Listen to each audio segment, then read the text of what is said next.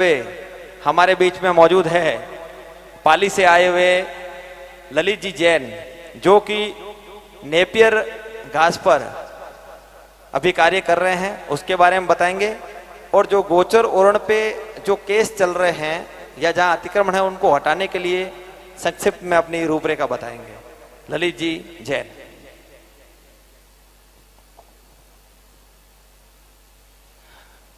परम आदरणीय मंच, परम आदरणीय संतों को प्रणाम, सभी गो भक्तों गो बंधुओं को प्रणाम। गाय रास्ते में हम देखते हैं, कोई कत्ल खाने में ले जा रहे हैं, कहीं भूखी मर रही है, कहीं कचरे में मुंह डाल रही है। सभी को पता है, सभी को ध्यान में है। उसके लिए हमने अपने प्रयास से कभी चारा खिला देते हैं, कभी हम गौशालाओं में उनको रखते हैं, उनकी सेवा भी करते हैं, घर में भी सेवा करते हैं। फिर भी यह पर्याप्त नहीं है।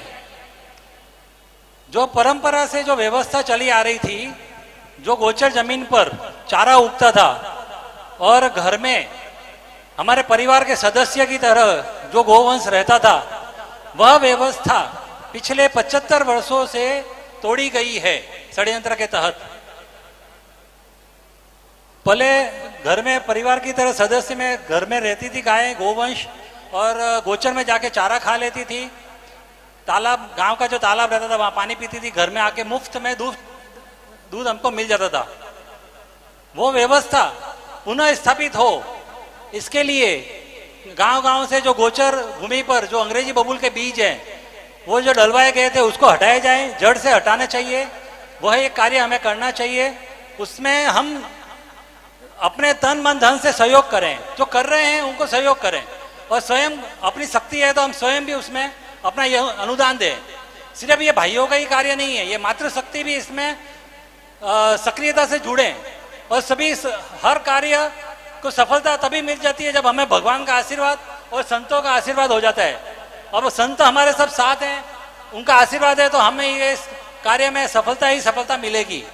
इसके लिए अगर गोचर में किसी ने अतिक्रमण कर रखा है तो इसके अंदर एक कानून है PLPC का, पब्लिक लैंड प्रोटेक्शन सेल करके, उसका एक ये फॉर्म है हाथ में।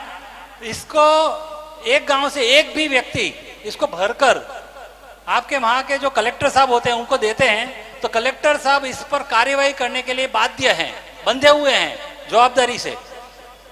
अगर वो कार्यवाही नहीं करते हैं तो उस पर हम हाईकोर्ट में केस कर सकते हैं, जिसका कोई चार्ज नहीं लगता है। हमारे कार्यकर्ताओं की टीम है, वहां से ये केस लड़ा जाएगा। उसके बाद में भी कलेक्टर साहब कार्यवाही नहीं करते हैं तो कलेक्टर साहब के ऊपर अवमानना का केस हो जाता है, और सिर्फ दो केस इस तरह से हो जाते हैं तो कलेक्टर की नौकरी खतरे में आ जाती है।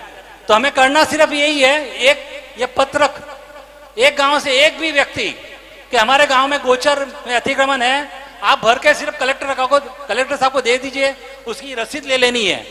रसीद ले लीजिए, प्रेस कॉन्फ्रेंस कर लीजिए, वहां अखबार वालों को सबको बुला दीजिए और बता दीजिए हमने ये कार्य किया है, ठीक है। उसके बाद में गोचर जमीन तो हमने स्वतंत्र करा दी, अगर जहां जहां स्वतंत्र कराई है उसको अंग्रेजी बबूल से मुक्त करना, उसकी मेड़बंदी करना, वहां पानी की व्यवस्था करके चारा उगाना।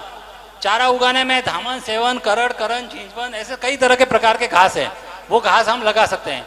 पर सबसे पहले अगर हम नेपियर घास जो है, गुजरात का एक चारा आता है जो एक ही बार लगाना होता है और 12, 13, 14 फीट तक हाइट में आता है। ये ऊपर का जो है ना वो टेंट वहां तक अड़ जाता है, उतनी हाइट में अभी चारा आ जाता है। तो एक ही बार लगाना है।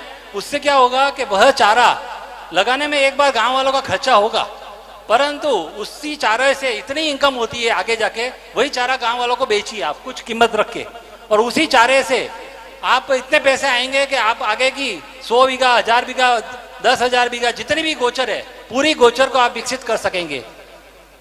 और दूसरा चारा उगाने का एक माध्यम है गौशाला।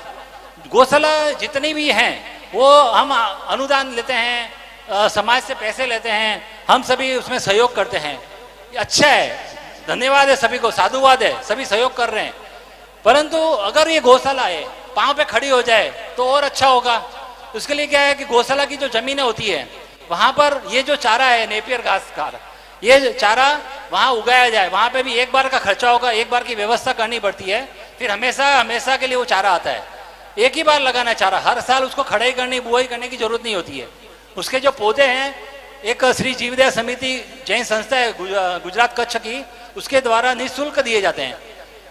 कितने भी चाहिए उतने देते हैं, लाखों रुपए के देते हैं, उतने लगाइए आप।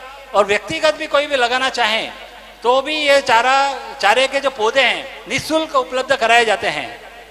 धन्यवाद।